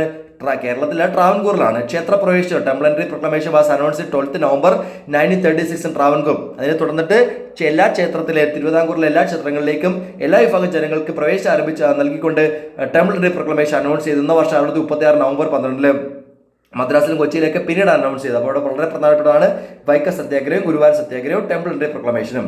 ഇനി അതിനുശേഷം അടുത്ത ഭാഗത്തിൽ നാഷണൽ മൂവ്മെന്റ് കേരള. 3 ഭൂപ്രദേശങ്ങളുണ്ട്: മലബാർ, കൊച്ചി, ട്രാവൻകൂർ. അതിൽ മലബാറിൽ ബ്രിട്ടീഷുകാർക്ക് നേരിട്ട് കിട്ടിയ ഭൂപ്രദേശമാണ് 1792 ഏത് കരാർ പ്രകാരം? 1792 ശ്രീരംഗപട്ടണ ഉടമ്പടി പ്രകാരം between British and Mysore rulers അല്ലേ, ബ്രിട്ടീഷുകാരും മൈസൂർ രാജാക്കന്മാരും തമ്മിലുള്ള കരാറിൻ പ്രകാരം നമ്മുടെ ഏത് ഭൂപ്രദേശമാണ്? മലബാർ പ്രദേശം ബ്രിട്ടീഷുകാർക്ക് നേരിട്ട് കിട്ടിയുണ്ടായി. അങ്ങനെ അവർ നേരിട്ട് ഭരിക്കുന്ന പ്രദേശമാണ്. അതുകൊണ്ട് തന്നെ മലബാർ പ്രദേശത്തിലാണ് ശക്തമായിട്ടുള്ള സമരങ്ങൾ ഉണ്ടായത്. അപ്പോൾ ഇന്ത്യയിൽ ഉടനീളം ഉണ്ടായ ഇന്ത്യയിലുള്ള non cooperation movement, civil disorder movement, ഈ കാര്യങ്ങളൊക്കെ മലബാറിലാണ് ശക്തമായി സംഘടിപ്പിക്കപ്പെട്ടത്. Formation of Malabar district Congress എന്നതിനെ കുറിച്ചാണ് നമ്മൾ ആദ്യം പറയുന്നത്. മലബാർ ജില്ലാ കോൺഗ്രസിന്റെ അപ്പോൾ ഇന്ത്യൻ നാഷണൽ കോൺഗ്രസ് രൂപീകരിക്കപ്പെട്ട വർഷം എന്നാണ് 1885. അത് കേരളത്തിൽ രൂപീകൃതമായത് എങ്ങനെയാണെന്നാണ്, കേരളത്തിലെ എപ്പോഴാണ് ഇത് രൂപീകരിക്കപ്പെട്ടത്, പ്രത്യേകിച്ച് മലബാറിൽ എങ്ങനെയാണ് രൂപീകരിക്കപ്പെട്ടതാണ് പറഞ്ഞത്. The first conference of the Malabar District Congress chaired by Annie Besant was held at Palakkad in 1960. First conference of Malabar ജില്ലാ കോൺഗ്രസിന്റെ ആദ്യ പ്രഥമ സമ്മേളനം ഹെൽഡ് അറ്റ് എവിടെയാണ്? പാലക്കാട്. എന്നാണ് വർഷം? 1916. എന്നാണ് വർഷം? അതായത് 1ാം ലോക മഹായുദ്ധം നടക്കുന്ന വേളയിലാണ്. The first conference of the Malabar district Congress chaired by Annie Besant was held at Palakkad 1960. പിന്നെ ആ സമയത്ത് മലബാർ ജില്ലാ കോൺഗ്രസ് നേതൃത്വം കൊടുത്ത ആൾക്കാരുടെ പേര് KP Kesava Menon, KP Raman Menon, Muhammad Abdul Rahman Sahib, K Madhavan Nair, Moidu മൗലവി, MP നാരായണമേനൻ തുടങ്ങിയവരാണ് കോൺഗ്രസിന്റെ ആ സമയത്ത് നേതാക്കന്മാർ. Helm of this movement. ഇനി കുറെ സമ്മേളനങ്ങളുണ്ട്. ഫസ്റ്റ് കോൺഫറൻസ് ആര് മാത്രമേ നമ്മൾ പറഞ്ഞോളൂ. ഇനി ലാസ്റ്റ് പൊളിറ്റിക്കൽ കോൺഫറൻസിനെ കുറിച്ചാണ് പറയുന്നത്. ഫസ്റ്റും ലാസ്റ്റും പറഞ്ഞോളൂ. 1 മുതൽ 5 വരെ എങ്ങനെയുണ്ട്. അപ്പോൾ നമ്മൾ പറയുന്നത് 1ഉം ലാസ്റ്റും 5ാമത്തെയാണ് പറയുന്നത്. ഇത് ലാസ്റ്റ് പൊളിറ്റിക്കൽ കോൺഫറൻസ് വളരെ മഞ്ചേരി 1920. അവസാനം നടന്ന മലബാർ ജില്ലാ കോൺഗ്രസ് സമ്മേളനം ഇവിടെ നടന്ന 1920 discuss several issues like political reforms, problems ആയിട്ട് ടെൻഡൻസ്, ഖിലാഫത്ത് എക്സെട്ര തുടങ്ങിയവയാണ്. അപ്പോൾ first conference of Malabar district Congress chaired by Annie Besant was held at Palakkad 1960. ഇനി രണ്ടാമത് ലാസ്റ്റ് പൊളിറ്റിക്കൽ കോൺഫറൻസ് എവിടെയാണ്? മഞ്ചേരി 1920. അതിന്റെ അധ്യക്ഷന്റെ പേര് പറഞ്ഞിട്ടില്ല. അതേസമയം നേരത്തെ മലബാർ ജില്ലാ കോൺഗ്രസിന്റെ അധ്യക്ഷന്റെ പേര് പറഞ്ഞു. അതിന്റെ പേര് ആനി ബെസന്റ്. ഇത് വർഷം 1920. 1920 നാഗ്പൂർ കോൺഗ്രസ് സമ്മേളനമുണ്ട്. ആ സമ്മേളനത്തിലാണ് നമ്മൾ നേരത്തെ മനസ്സിലാക്കിയിട്ടുണ്ട് എന്താണ് നോൺ കോപ്പറേഷൻ മൂവ്മെന്റ് പാസ്സാക്കിയത്. അതുപോലെ തന്നെ resolved state committees on the base of language. അപ്പോൾ ഈ 1920 ഗാന്ധിജി, അപ്പോൾ ഈ സമയത്താണ് 1920 നോൺ കോപ്പറേഷൻ മൂവ്മെന്റ് ഫലമായിട്ട് തന്നെ ഉള്ളതാണ് ഖിലാഫത്ത് മൂവ്മെന്റ്. ഖിലാഫത്ത് മൂവ്മെന്റ് ഫലമായിട്ടാണ് നമ്മൾ പഠിച്ചിട്ടുണ്ട് ഗാന്ധിജി ആൻഡ് ഷൗക്കത്ത് അലിയും Gandhiji and Khilafat leader travel across the region. As a result അതിന്റെ പരിണത ഫലമായിട്ട് എന്തൊക്കെയുണ്ടായി? അതിന്റെ propaganda ideologies, anti British feeling spread every nook and quarter of the nation. ഓർമ്മയുണ്ടോ? ഹിന്ദു മുസ്ലിം യൂണിറ്റി ഇന്റൻസിഫൈഡ്, അതൊക്കെ. അപ്പോൾ ഈ 1920 Gandhiji and Shaukat Ali visit Calicut. As a result എന്തുണ്ടായി? സപ്പോർട്ട് അതിന് ഖിലാഫത്ത് അതിന്റെ support Khilafat movement. Kattilassery Muhammad Maulavi secretary ആരാണ്? കട്ടിലശ്ശേരി മുഹമ്മദ്. കട്ടിൽ കിടക്കുന്ന ആൾ സെക്രട്ടറി, കട്ടിൽ കിടക്കുന്ന ആൾ പ്രസിഡന്റ്. ആരാണ്? കട്ടിലശ്ശേരി മുഹമ്മദ് മൗലവി പ്രസിഡന്റ് ആൻഡ് മുഹമ്മദ് അബ്ദുൾ റഹ്മാൻ സാഹിബ് ആരാണ്? സെക്രട്ടറി. തിരിഞ്ഞു പോലെ കട്ടിലശ്ശേരി മുഹമ്മദ് മൗലവി ആരാണ്? പ്രസിഡന്റ്. പിന്നെ സെക്രട്ടറി ആരാണ്? മുഹമ്മദ് അബ്ദുൾ റഹ്മാൻ സാഹിബാണ്. അദ്ദേഹമാണ് ഇതിന്റെ secretary. As a result Khilafat movement strong in Malabar. They started fight against British in various place. എവിടെയാണ്? Eranad, Valluvanad, Ponnani taluks. These struggles in generally known as Malabar rebellion. ഇവിടെ പറഞ്ഞ കാര്യം Khilafat movement Gandhiji Shaukat Ali visit Calicut. As a result Khilafat movement strong. ഇനി കട്ടിലശ്ശേരി മുഹമ്മദ് മൗലവി പ്രസിഡന്റ്. സെക്രട്ടറി ആരാണ്? Muhammad Abdul Rahman Sahib. They start fight against British and landlords. These struggles were known എവിടേക്കാണ്? Eranad, Valluvanad, Ponnani taluks. These struggles were known as Malabar rebellion 1921. ഇനി അതിനുശേഷം അടുത്ത ഭാഗത്തിലെ disobedience, civil disobedience വർഷം 1929 ലാഹോർ സമ്മേളനത്തിലാണ് അധ്യക്ഷനാണ് ജവഹർലാൽ നെഹ്റു. അത് കേരളത്തിൽ ശക്തമായത് 1930 കൂടിയാണ്. ഈ 1930 civil disobedience gain momentum in Malabar. People broke out salt law. അത് സിവിൽ ഡിസൊബീഡിയൻസ് മൂവ്മെന്റിന്റെ ഭാഗമായിട്ടുള്ളതാണ് ഉപ്പ് സത്യാഗ്രഹം. നമ്മൾ പഠിച്ചിട്ടുള്ളതാണ്. നോൺ കോപ്പറേഷൻ മൂവ്മെന്റിന്റെ ഭാഗമായിട്ടുള്ളതാണ് എന്ത്? ഖിലാഫത്ത് മൂവ്മെന്റ്. ഓർമ്മയുണ്ടാവണേ. അപ്പോൾ ഇവിടെ ഖിലാഫത്ത് മൂവ്മെന്റ് പൂർണ്ണ സ്വരാജ് ഒക്കെ അതിന്റെ ഭാഗമായിട്ടുള്ളതാണ്. പൂർണ്ണ സ്വരാജ് അതിന്റെ ഭാഗമായിട്ടുള്ളതാണ്. പറയാമോ? പൂർണ്ണ സിവിൽ ഡിസൊബീഡിയൻസ് മൂവ്മെന്റ്, നിയമലംഘന പ്രസ്ഥാനം, അതുപോലെ തന്നെ പൂർണ്ണ സ്വരാജ് എന്തിന്റെ ഭാഗമാണ്? ലാഹോർ സമ്മേളനം എന്നാണ് വർഷം 1929 അധ്യക്ഷനാണ് ജവഹർലാൽ നെഹ്റു. അപ്പോൾ 1930s civil disorder movement gain momentum in Malabar. People broke out salt law by making salt under leadership of K Kelappan. പിന്നെ മുഹമ്മദ് അബ്ദുൾ റഹ്മാൻ സാഹിബ് എവിടെ എളപ്പൻ ലെഡിൻ എവിടെയാണ്? പയ്യന്നൂർ. എളപ്പൻ എവിടെ നേതൃത്വം കൊടുത്ത? പയ്യന്നൂരിൽ. കോഴിക്കോട് നേതൃത്വം കൊടുത്തവരാണ് മുഹമ്മദ് അബ്ദുൾ റഹ്മാൻ സാഹിബാണ്. മാറിപ്പോലെ എളപ്പൻ, കേരള ഗാന്ധി എന്നറിയപ്പെടുന്ന എളപ്പനാണ് പയ്യന്നൂർ നേതൃത്വം കൊടുത്തത്. അപ്പോൾ നമ്മുടെ സിവിൽ ഡിസോർഡർ മൂവ്മെന്റ്സിനെ കുറിച്ച് ഇപ്പോൾ Payyanur in Kerala, Pedaranam in Tamil Nadu, Navakkal in Bengal, or in Bombay in Maharashtra, Northwest Frontier Province, where part of this movement and the Parliament of Bade Karana Parana, K. Kelpan and Paiginure, Mohammed Abdul Rahman Sabi and Kodikod respectively. And they Kodikod and Arthan. Pine as a part of this, people boycott foreign goods, picket liquor shops, popularizing Gazi. അപ്പോൾ ഇവിടെ ഇത്രയും ഭാഗം പറഞ്ഞത് എന്തിനെക്കുറിച്ചാണ്? Civil disorder salt കേരളത്തിലെ കാര്യമാണ്, മലബാറിലെ കാര്യമാണ് പറഞ്ഞത്. ഇനി അടുത്ത when Gandhiji called back civil disorder Gandhiji നിർത്തലാക്കിയപ്പോൾ പീപ്പിൾ മൂവ് ടു എവിടേക്കാണ്? Congress socialist party. ആൾക്കാരൊക്കെ എവിടേക്ക് പോയി? കോൺഗ്രസ് സോഷ്യലിസ്റ്റ് പാർട്ടിയിലേക്ക് പോയി. കോൺഗ്രസ് സോഷ്യലിസ്റ്റ് പാർട്ടിയെ കുറിച്ച് നമ്മൾ പറഞ്ഞാണ് 1934 Congress socialist party was formed by ആരാണ്? ജയപ്രകാശ് നാരായൺ, അരുൺ ആസിഫ് അലി ഇൻ ബോംബെ. ഓർമ്മയുണ്ട് 1934 അപ്പോൾ വെൻ ഗാന്ധി കോൺഗ്രസ് പാർട്ടി രൂപീകരിച്ച 1885 ആ കോൺഗ്രസ് പാർട്ടി റീഓർഗനൈസ് ചെയ്ത് എന്തായി മാറി? കോൺഗ്രസ് സോഷ്യലിസ്റ്റ് പാർട്ടിയായിട്ട് മാറിയ വർഷം എന്നാണ് 1934. അപ്പോൾ when Gandhiji called back civil disorder people move to എവിടെയാണ്? Congress socialist party. ആ കോൺഗ്രസ് 1939 വർഷം 1939 1939 Congress socialist party was reorganise എന്തായി മാറി? Communist party of India. 1939 Congress socialist party reorganise എന്തായി മാറി? കമ്മ്യൂണിസ്റ്റ് പാർട്ടിയായിട്ട് മാറി. ലീഡേഴ്സ് ആരൊക്കെയാണ്? കമ്മ്യൂണിസ്റ്റ് പാർട്ടി നേതാക്കന്മാർ ആരൊക്കെയാണ്? EMS Namboodiripad, AK Gopalan, P Krishna Pillai were the leaders of the movement. They start fight against British and janmis. Protest were held at എവിടെയാണ്? Kayyur, Morazha, Karivellur under the peasant organisation. അവരെവിടെയൊക്കെ സമരം നടത്തി? കയ്യൂര് എവിടെയാണ്? കയ്യൂര്, മൊറാഴ, കരിവള്ളൂർ. എവിടേക്കാണ്? കയ്യൂര്, മൊറാഴ, കരിവള്ളൂർ. ഇവിടെ പറഞ്ഞ കാര്യം ഏതൊക്കെയാണ്? Congress socialist Party, communist party, leaders, അതിന്റെ പ്രൊട്ടസ്റ്റ് എവിടേക്കാണ് പ്രതിഷേധങ്ങൾ സംഘടിപ്പിക്കപ്പെട്ടത്? അപ്പോൾ ആദ്യം Gandhiji called back civil disorder people move to എവിടേക്കാണ്? കോൺഗ്രസ് സോഷ്യലിസ്റ്റ് പാർട്ടി റീഗോസ് എന്തായി മാറി? കമ്മ്യൂണിസ്റ്റ് പാർട്ടി അന്ന് രൂപീകരിക്കപ്പെട്ട 1939. കമ്മ്യൂണിസ്റ്റ് പാർട്ടി ലീഡേഴ്സ് ആരൊക്കെയാണ്? EMS Namboodiripad, AK Gopalan, P Krishna Pillai തുടങ്ങിയ ആൾക്കാരൊക്കെയാണ്. പിന്നെ ലീഡേഴ്സ് ആരൊക്കെയാണെന്ന് അറിയാം. പിന്നെ അത് പ്രൊട്ടസ്റ്റ് ഏതൊക്കെയാണ്? കയ്യൂര്, മൊറാഴ, കരിവള്ളൂർ തുടങ്ങിയ പ്രദേശങ്ങളിലാണ്. കാസർഗോഡ് ഉൾപ്പെടെ പ്രദേശങ്ങളിലൊക്കെ സമരങ്ങൾ സംഘടിപ്പിച്ചു. ഇനി അതിനുശേഷം അടുത്ത ക്വിറ്റ് ഇന്ത്യ മൂവ്മെന്റ് വർഷം 1942 എവിടെ? Bombay session Gandhiji's last popular protest ആണ്. ഗാന്ധിജി അവസാനത്തെ ജനകീയ സമരമാണ്. അപ്പോൾ quit India movement Malabar witness destruction government quit India movement. One of the major incident was Kedarir bomb case. ഒരു പ്രധാനപ്പെട്ട സംഭവമായിരുന്നു Kedarir bomb case. A police case was charged against 27 persons including KB Menon, കുഞ്ചരാമ കിടാവ്. ആർക്കെതിരെയാണ്? KB Menon, കുഞ്ചരാമ കിടാവ് തുടങ്ങിയവർക്കെതിരായിട്ട് ഒരു police case കൊണ്ടുവന്നു. Accusing them conspiring to destroy the Feroke bridge. Feroke പാലം തകർക്കാൻ ഗൂഢാലോചന ഇട്ടു എന്ന കുറ്റം ആരോപിച്ചുകൊണ്ട് KB Menon, കുഞ്ചരാമ കിടാവ് തുടങ്ങി 27 പേരോടെ അറസ്റ്റ് ചെയ്തു. ഈ സംഭവം Kedarir bomb കേസിൽ എന്തുമായിട്ട് ബന്ധപ്പെട്ടിരിക്കുന്നു? ക്വിറ്റ് ഇന്ത്യ മൂവ്മെന്റുമായിട്ട് ബന്ധപ്പെട്ടിരിക്കുന്നു. വർഷം 1942. അപ്പോൾ ഇവിടെ പറഞ്ഞ കാര്യം മിക്കവാറുള്ള സംഭവങ്ങൾക്ക് നമ്മുടെ സിവിൽ ഡിസോർഡർ ആയിക്കോട്ടെ, നോൺ കോപ്പറേഷൻ മൂവ്മെന്റ് ആയിക്കോട്ടെ, അല്ലെ സാൾട്ട് സത്യാഗ്രഹം ആയിക്കോട്ടെ, അതുപോലെ തന്നെ ഉപ്പ് സത്യാഗ്രഹം ആയിക്കോട്ടെ, ഇതെല്ലാ കാര്യങ്ങളും ഇതെല്ലാം ക്വിറ്റ് ഇന്ത്യ മൂവ്മെന്റ് ഇതെല്ലാം ദേശീയ തലത്തിൽ സംഘടിപ്പിക്കപ്പെട്ടതെല്ലാം നടന്നത് എവിടെയാണ്? എല്ലാം നടന്നത് മലബാറിലാണ്. ഇനി അതിനുശേഷം അടുത്ത ഭാഗത്തിൽ നമ്മൾ മനസ്സിലാക്കുന്നത് ട്രാവൻകൂറിലെ കാര്യമാണ്. ഇൻ 1891 വർഷം 1891 1891 Malayali memorial 1891 Malayali memorial barrister GP Pillai led by ആരാണ്? ബാരിസ്റ്റർ എന്നാണ് വർഷം 1891 Malayali memorial led by barrister GP Pillai. എന്തിനു വേണ്ടിയിട്ടാണ്? Seeking proposed representation government jobs in Travancore. അപ്പോൾ ഗവൺമെന്റ് ജോബ്സില് തിരുവിതാംകൂറിലെ മലയാളികൾക്ക് സംവരണം വേണമെന്ന് ആവശ്യപ്പെട്ടിട്ടുള്ള സമരമാണ് ബാരിസ്റ്റർ GP പിള്ള 1896 നടത്തിയത്. മലയാളി വിളിക്കുന്ന പേര് മലയാളി മെമ്മോറിയൽ. അതുവരെ തമിഴന്മാർക്കാണ് കൂടുതൽ പ്രാധാന്യം നൽകിയിരുന്നത്. എത്ര പേര് ഒപ്പിട്ടു? മോർ ദാൻ 10,000 പീപ്പിൾ, 10,000 ആൾക്കാർ ഒപ്പിട്ട നിവേദനമാണ് സമർപ്പിച്ചത്. അതിനെ വിളിക്കുന്ന പേരെന്തോ? മലയാളി മെമ്മോറിയൽ. വർഷം എന്താണ്? 1891 1891 മലയാളി മെമ്മോറിയൽ ലെഡ് ബൈ ആരെ നേതൃത്വം കൊടുത്ത? Barrister GP Pillai. എന്തിനു വേണ്ടിയിട്ടാണ്? Seeking proposed representation government jobs in Travancore. എത്ര പേര് സൈൻ ചെയ്തു? More than 10,000 people sign this petition. ഇനി അതിനുശേഷം അടുത്ത ഭാഗത്തിൽ 1896 1896 അത് നമ്മൾ ആദ്യം മനസ്സിലാക്കി. 91 ഇവിടെ 96 ഈഴവ മെമ്മോറിയൽ, ആദ്യം മലയാള മെമ്മോറിയൽ, രണ്ടാമതാണ് Ezhava memorial. In 1896 1996 doctor Palpu ആവശ്യപ്പെട്ടു എന്താണ്, raising the problem faced by the Ezhava community. Ezhava കമ്മ്യൂണിറ്റിയുടെ പ്രശ്നങ്ങളൊക്കെ പരിഹരിക്കാൻ, എന്ന് വെച്ചാൽ അവർക്കും തൊഴിലവസരങ്ങളൊക്കെ അവർക്കും ഗവൺമെന്റ് ജോലിയിൽ പങ്കാളിത്തം വേണമെന്ന് ആവശ്യപ്പെട്ട് അവർ സമരങ്ങൾ സംഘടിപ്പിച്ചു. അതിനെ വിളിക്കുന്ന പേരെന്തോ ഈഴവ മെമ്മോറിയൽ. വർഷം എന്നാണ് 1996. 1896 ഡോക്ടർ പൽപു സബ്മിറ്റഡ് പെറ്റീഷൻ അല്ലെങ്കിൽ memorial to the king raising the problem faced by the Ezhava community. This is known as Ezhava memorial. അപ്പോൾ അത്രയും ഓർത്തിരിക്കുക.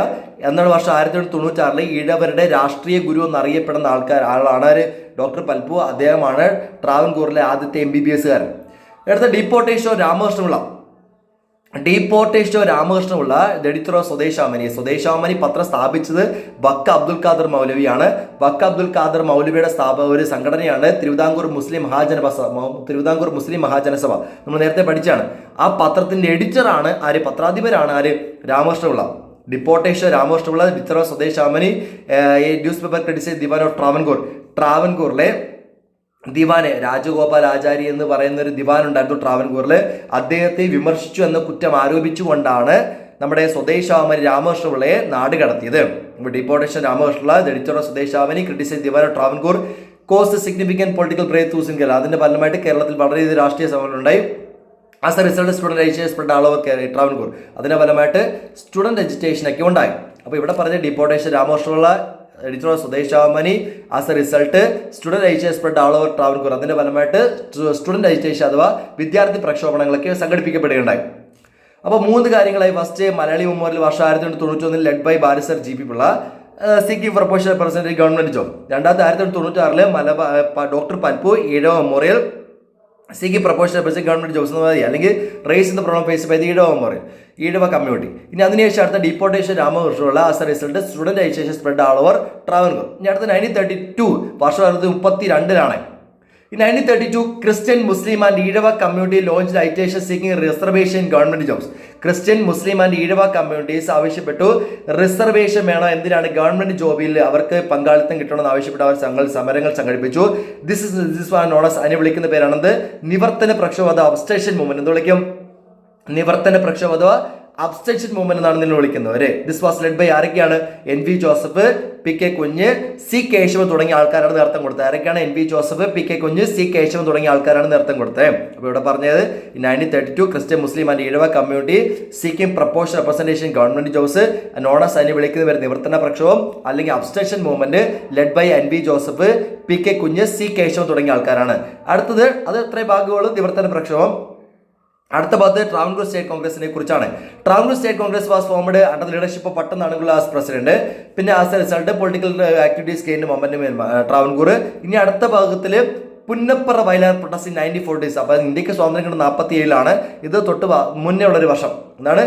The Punnapra Vayalar protest in 1940s against the administrative reforms of Diwan Sir CP Ramaswami Iyer. ഇപ്പോൾ ട്രാവൻകൂറിലെ ദിവാനായിട്ടുള്ള Sir CP Ramaswami Iyer അദ്ദേഹത്തിന്റെ ഭരണപരിഷ്കാരങ്ങൾക്കെതിരെ, അത് ഓർത്തിരിക്കണം, ഭരണപരിഷ്കാരങ്ങൾക്കെതിരെ സംഘടിപ്പിക്കപ്പെട്ട ഒരു സമരമാണ് പുന്നപ്പറ വയലാർ സമരം. അല്ലേ? അന്ന വർഷം 1946 ആലപ്പുഴ ജില്ലയിലാണ് പുന്നപ്പറ വയലാർ. പുന്നപ്പറ വയലാർ പ്രൊട്ടസ്റ്റ് രണ്ട് സ്ഥലങ്ങളാണ്, പുന്നപ്പറയും വയലാറും. Punnapra Vayalar protest 1946 against administrative reforms of Diwan Sir CP Ramaswami Iyer. ഇവിടെ പറഞ്ഞ കാര്യം, ഒന്ന് മലയാളി മെമ്മോറിയൽ, അത് 1991, 1996 നേതൃത്വം കൊടുത്ത ബാരിസ്റ്റർ GP പിള്ള, മാറി തിരിഞ്ഞ പോലെ 1996 ഡോക്ടർ പൽപു, ഈഴവ മെമ്മോറിയൽ, അടുത്ത ഡീപ്പോർട്ടേഷൻ രാമകൃഷ്ണപിള്ള, അടുത്ത 1932 ഈ നിവർത്തന പ്രക്ഷോഭം അബ്സ്റ്റേഷൻ മൂവ്മെന്റ്, 1932 തിരുവിതാംകൂർ സ്റ്റേറ്റ് കോൺഗ്രസ്, അടുത്ത പുന്നപ്പറ വയലാർ സമരം എന്ന വർഷം 1946 against administrative reforms sir CP രാമസ്വാമിയർ. ഇനി അതിനുശേഷം അടുത്ത ഭാഗത്തിൽ കൊച്ചിയിലാണ്. കൊച്ചിയിൽ റെസ്പോൺസിബിൾ ഗവൺമെന്റിനുള്ള സമരം ആരംഭിക്കുന്ന ഇലക്ട്രിസിറ്റി ആക്ട് 1936. 1936 ഇലക്ട്രിസിറ്റി സമരവുമായി ബന്ധപ്പെട്ടാണ് കൊച്ചിയിൽ സമരങ്ങൾ സംഘടിപ്പിക്കപ്പെടുന്നത്. The agitation was against the decision of the Diwan Shanmugam Chetty to hand over the charge of electricity supply Kochi to private company.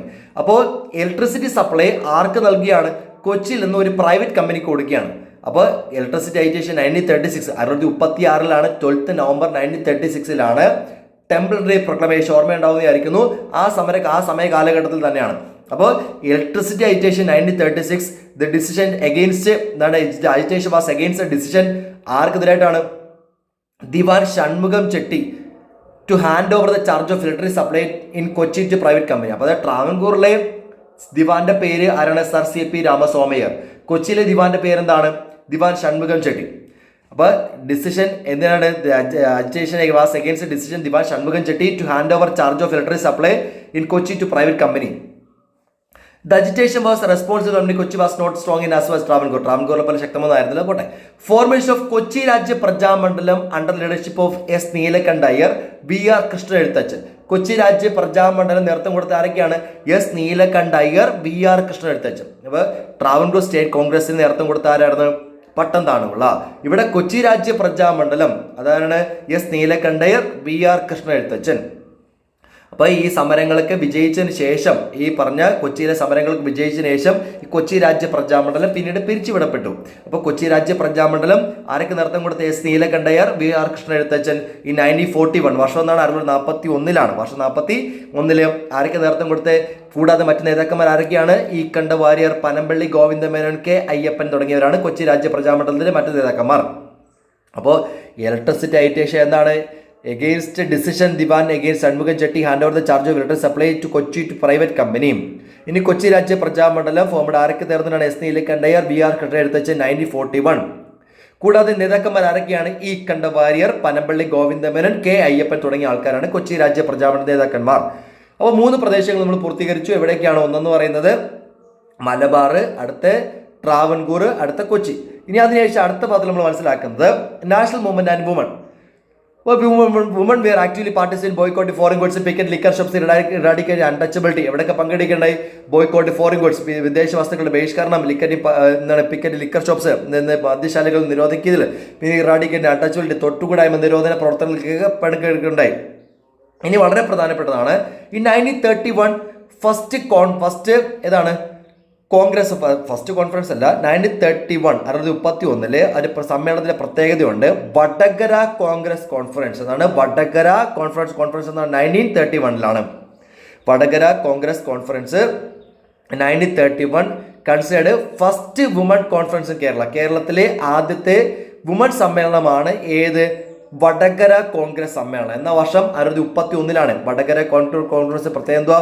First woman conference ആണ്. It is known as first woman conference in Kerala. AV Kuttimalu അമ്മ from Malabar. തിരിഞ്ഞു പോലെ AV Kuttimalu അമ്മ എവിടെ നിന്നുള്ള ആളാണ്? മലബാറിൽ നിന്നുള്ള ആളാണ് AV കുട്ടിമാളു അമ്മ. AV കുട്ടിമാളു അമ്മ എവിടെ നിന്നാണ്? മലബാറിൽ നിന്ന ആളാണ് AV കുട്ടിമാളു അമ്മ. അക്കമ്മ ചെറിയാൻ ആൻഡ് ആനി മസ്കറിൻ. തിരിഞ്ഞു പോലെ അക്കമ്മ ചെറിയാനും ആനി മസ്കറിനെ എവിടെ നിന്നാണ്? ട്രാവൻകൂർ. AV കുട്ടിമാളു അമ്മ മലബാറിൽ നിന്നും ട്രാവൻകൂറിൽ നിന്ന് 2 പേര് ആരൊക്കെയാണ്? അക്കമ്മ ചെറിയാനും ആനി മസ്കറിനും. അപ്പോൾ ഫസ്റ്റ് വുമൺ കോൺഫറൻസ് 1931. കൂടാതെ AV കുട്ടിമാളു അമ്മ മലബാറിൽ നിന്നും, കൂടാതെ അക്കമ്മ ചെറിയാൻ ആനി മസ്കറിന് ഇവിടെ നിന്നാണ്? ട്രാവൻകൂറിൽ നിന്നും. ഇനി അതിനുശേഷം അടുത്ത ഭാഗത്തില് ഐക്യ കേരളത്തിലെ കുറിച്ചാണ്. അപ്പോൾ നമ്മൾ നേരത്തെ മനസ്സിലാക്കിയിട്ടുള്ളതാണ്. The Congress session held at Nagpur in 1920 decided to state committees on the basis of language. അതിൻ്റെയാണ് ഭാഷാടിസ്ഥാനത്തിൽ സംസ്ഥാന കമ്മിറ്റികൾ 1885 രൂപീകരിക്കപ്പെട്ട ഇന്ത്യൻ നാഷണൽ കോൺഗ്രസ് അതിൻ്റെ സംസ്ഥാന കമ്മിറ്റികൾ കേരളത്തിൽ, തമിഴ്നാട്, ആന്ധ്രാപ്രദേശിലൊക്കെ രൂപീകരിക്കണം എന്ന് ആവശ്യപ്പെട്ട സമ്മേളനമാണ് 1920. അപ്പോൾ Congress session held at Nagpur 1920 decide state committees on the base of language, linguistic basis. Taking this into consideration, ഇത് പരിഗണിച്ചുകൊണ്ട് first Kerala political conference held at എവിടെയാണ്? ഒറ്റപ്പാലം. എവിടെ സംഘടിപ്പിക്കപ്പെട്ട? അതിന്റെ ഫലമായിട്ട് കേരളത്തിലെ ആദ്യത്തെ രാഷ്ട്രീയ സമ്മേളനം സംഘടിപ്പിക്കപ്പെട്ടതാണ് ഒറ്റപ്പാലത്ത് വെച്ച്. എന്ന് മുതൽ എന്തുവരെയാണ്? 23 to 26 ഏപ്രിൽ 26 മുതൽ ഏപ്രിൽ 23, 26 ഏപ്രിൽ വരെയാണ്. എന്നാണ് വർഷം 2021. അപ്പോൾ 20 നാഗ്പൂർ സമ്മേളനത്തിന്റെ ഫലമായിട്ട് 21 ഏപ്രിൽ 23, 26 വരെയുള്ള കാലഘട്ടത്തിൽ ഫസ്റ്റ് കേരള പൊളിറ്റിക്കൽ കോൺഫറൻസ് സംഘടിപ്പിക്കപ്പെടുകയുണ്ടായി. അധ്യക്ഷനാരാണ്? Barrister T Prakash. നേരത്തെ കൊടുത്ത ആളുടെ പേരെന്താ? ബാരിസ്റ്റർ ടി പ്രകാശം. അദ്ദേഹത്തെ വിളിക്കുന്ന പേരെന്താ? ആന്ധ്ര കേസരി. അദ്ദേഹമാണ് അതിന്റെ അധ്യക്ഷം വഹിച്ചത്. As a result Kerala Pradesh Congress committee KPCC Kerala Pradesh Congress Committee was formed, merging Travancore, Kochi and Malabar region.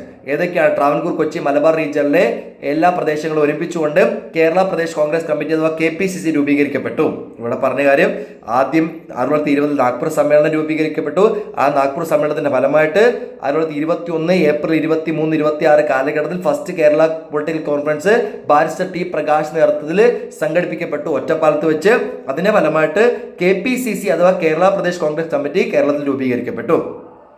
അപ്പൊ KPCC നിങ്ങൾ കേട്ടിട്ടുണ്ടോ?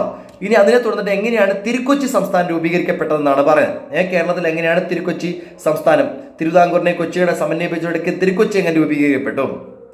Payyanur Congress conference chaired by Jawaharlal Nehru. ഒന്നാമത്തത് ആര് നേതൃത്വം കൊടുത്ത? പയ്യന്നൂർ കോൺഗ്രസ് കോൺഫറൻസ് 1928 പയ്യന്നൂർ സമ്മേളനം കേട്ടോ.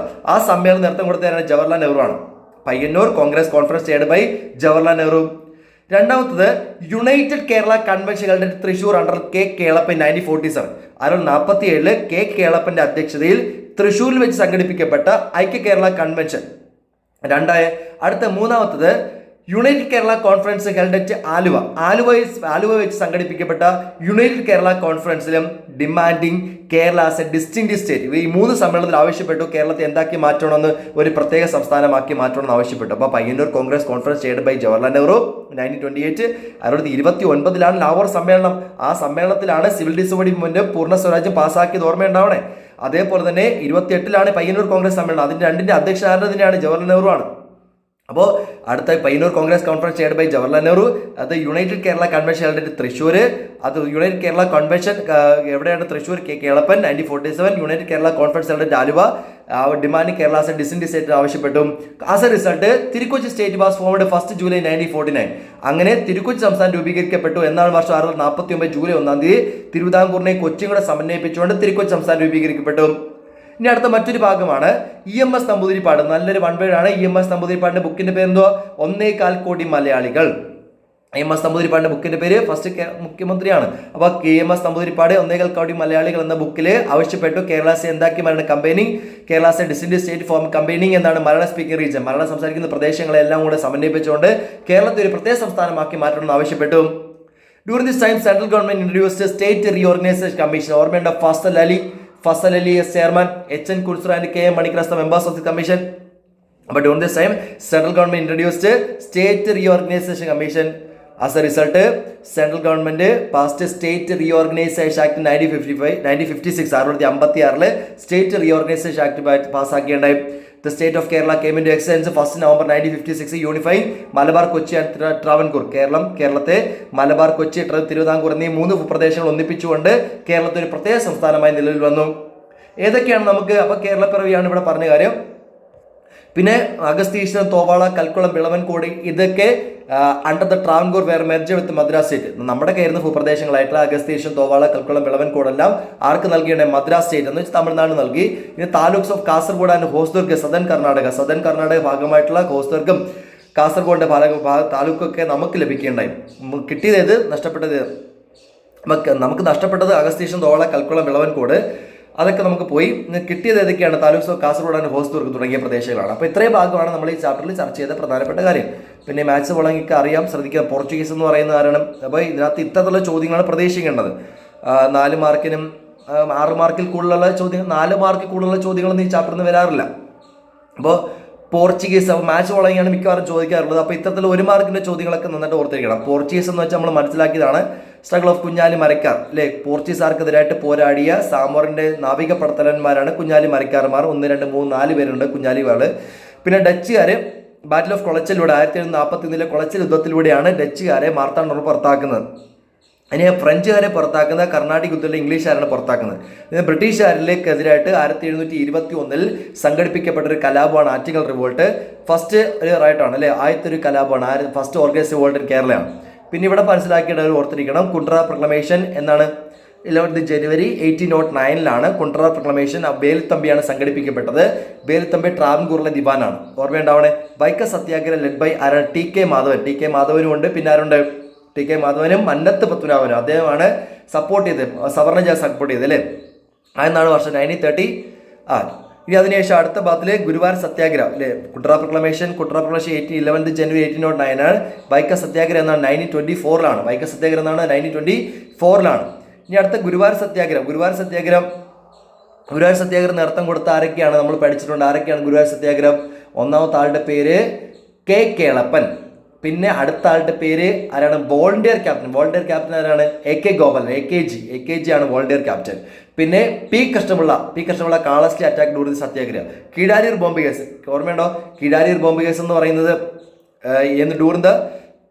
എന്തുമായിട്ട് ബന്ധപ്പെട്ടാണ്? ക്വിറ്റ് ഇന്ത്യ മൂവ്മെന്റുമായിട്ട് ബന്ധപ്പെട്ട കേരളത്തിലുണ്ടായ സമരം ഒരു സംഭവമാണ് Keezhariyur bomb case. Police case was charge against 27 person including KB Menon, Kunhirama Kidavu. അപ്പോൾ അത് 42 ഓർത്തിരിക്കണം. ഇനി മലയാളി മെമ്മോറിയൽ എന്താണ്? വർഷം 1992 അല്ലെ 91 ആരാണ് നേതൃത്വം? 91 നേതൃത്വം കൊടുത്ത ആളുടെ പേര് ബാരിസ്റ്റർ GP പിള്ളയാണ്. 96 ഈഴവ മെമ്മോറിയൽ അത് നേതൃത്വം കൊടുത്ത ഡോക്ടർ പൽപു ആണ്. Seeking proposal presentation government jobs. അപ്പോൾ ഇവിടെ ഇത്രയും കാര്യങ്ങളാണ് നമ്മൾ ഈ ചാപ്റ്ററിൽ ചർച്ച ചെയ്ത കാര്യം.